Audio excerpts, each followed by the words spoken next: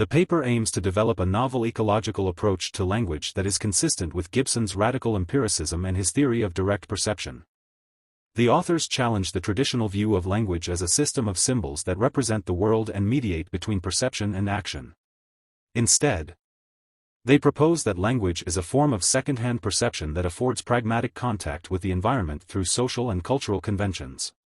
The authors start by reviewing Gibson's distinction between first-hand and second-hand perception.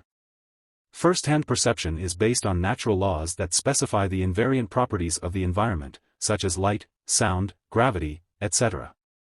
Second-hand perception is based on social and cultural conventions that specify the meanings of signs, symbols, gestures, etc.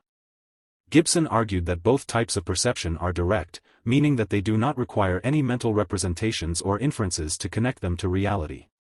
However, the authors point out that Gibson did not fully develop his account of second-hand perception and how it relates to first-hand perception.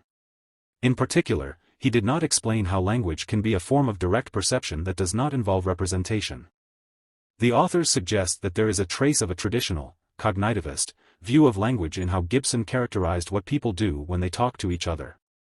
According to Gibson, language is a way of telling or informing others about what one perceives or knows, implying that language is a medium for transmitting information from one mind to another.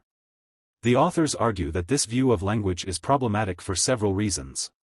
First, it assumes that language is a separate domain from perception and action, rather than an integral part of them.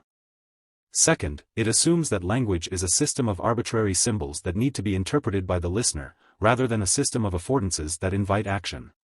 Third, it assumes that language is a tool for describing reality, rather than a tool for creating reality.